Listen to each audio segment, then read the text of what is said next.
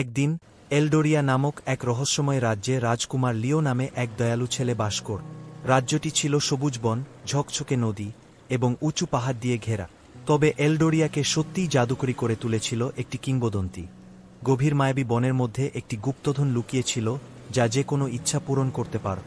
অনেকেই সেই গুপ্তধন খুঁজতে বনে প্রবেশ করেছিল, কিন্তু কেউই ফিরে আসেনি। লিওর 12তম জন্মদিনের আগের সন্ধ্যায় তার কৌতূহল প্রবল হয়ে উঠল। সে সবসময় ভাবত, যদি সে গুপ্তধন খুঁজে পায় তবে কি ইচ্ছা করবে। তার মা, জ্ঞানী রানী আলথিয়ার আশীর্বাদ নিয়ে লিও সেই কিংবদন্তি গুপ্তধন খুঁজতে বেরিয়ে পড়ে। মায়াবী বনটি লিওর দেখা পৃথিবীর যে কোনো কিছুর থেকে আলাদা ছিল। গাছগুলো প্রাচীন ভাষায় ফিসফিস করছিল, আর বাতাসে ছোট ছোট উজ্জ্বল আলোর বল ঝিকমিক করছিল। যতই সে গভীরে যাচ্ছিল, ততই একটা মৃদু কণ্ঠ শুনতে পেল। কে আসে এই বনে গুপ্তধনের সন্ধানে? বলে উঠল এক বৃদ্ধ অথচ কোমল কণ্ঠ। একটি বড় ওক গাছের পেছন থেকে একটি ছোট জাদুকরী প্রাণী সামনে এল। এটি ছিল সোনালী রঙের এক শিয়াল, যার দুচোখ ছিল সবুজ রত্নের মতো। আমি লিও, এলডোরিয়ার রাজকুমার। লিও স্থির কিন্তু কোমল কণ্ঠে বলল, আমি গুপ্তধনের খোঁজে এসেছি। শিয়ালটি মাথা কাত করে তাকাল। অনেকেই এটি খুঁজতে এসেছে, কিন্তু কেউই ফিরে আসেনি। তুমি কেন মনে কর যে তুমি আলাদা হবে? লিও একটু ভেবে বলল, আমি ক্ষমতা বা ধন সম্পদের জন্য গুপ্তধন চাই না। আমি কেবল আমার প্রজাদের কল্যাণের জন্য একটি ইচ্ছা করতে চাই। শিয়ালটি হাস, ঠিক আছে তরুণ রাজকুমার, তুমি এগিয়ে যেতে পারো, কিন্তু জেনে রেখো, গুপ্তধন পেতে হলে তোমাকে 3টি পরীক্ষা পাশ করতে হবে। শুধু সেই ব্যক্তিরাই সফল হয় যাদের হৃদয় পবিত্র। লিও দৃঢ় প্রত্যয়ে মাথা নেড়ে সম্মতি জানান। প্রথম পরীক্ষাটি খুব দ্রুত চলে এল। লিও নিজেকে একটি প্রশস্ত নদীর তীরে দেখতে পেল, যার জল ক্রুদ্ধভাবে ঘুরছিল। নদী পারাপারের কোনো সেতু ছিল না, এবং পার হওয়ার কোনো উপায়ও ছিল না। সে কি করবে ভাবতে ভাবতেই পাখির একটি পরিবারকে আতঙ্কিতভাবে চিৎকার করতে দেখ। তাদের বাসা নদীতে পড়ে গিয়েছিল, আর তাদের ছানাগুলো ডুবে যাওয়ার চেষ্টা করছিল।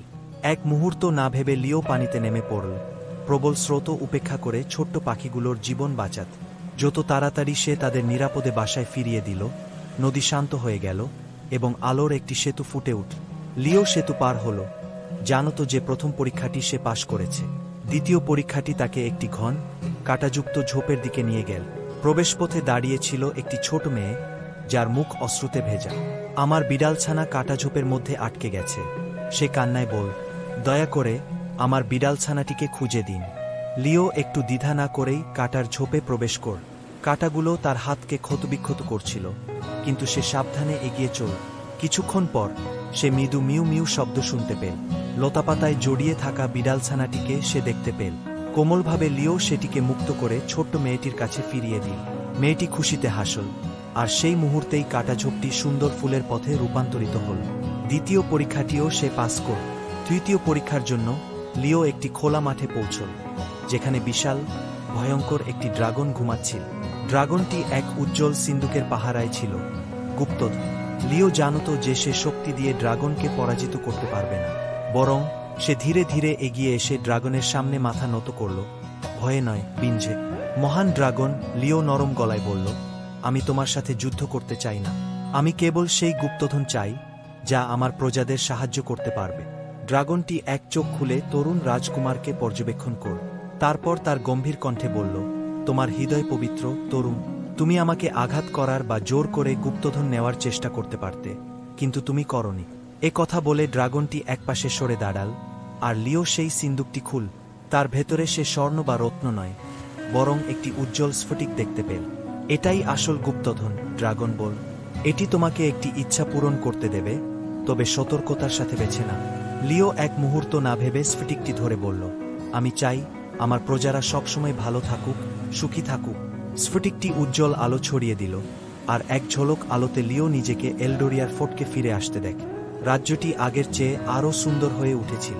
নদীগুলো নতুন জীবনে ঝকঝক করছিল, ফসলগুলি আরও ভালোভাবে ফলছিল, আর মানুষরা আগের চেয়ে অনেক বেশি সুখী ও স্বাস্থ্যবান ছিল। রানী আলথিয়া তার ছেলেকে গর্বিত হাসি দিয়ে স্বাগত জানালেন। তুমি সত্যিকার গুপ্তধন খুঁজে পেয়েছ, আমার ছেলে। শুধু স্ফটিক নয়, জেনে রেখো যে দয়া, সাহস আর ভালোবাসাই সবচেয়ে বড় গুপ্তধন। এইভাবে লিও একদিন জ্ঞানী ও প্রিয় রাজা হয়ে উঠলেন। সবসময় মনে রাখলেন যে সবচেয়ে বড় জাদু মানুষের হৃদয়ের পবিত্রতা থেকে আসে। আর মায়াবী বন, যেখানে সে 3টি পরীক্ষা পাশ করেছিল, রহস্য আর বিস্ময়ের জায়গা হিসেবে রয়ে গেল, অপেক্ষা করে পরবর্তী পবিত্র হিদেটির জন্য, যে তার গুপ্তধনের খোঁজে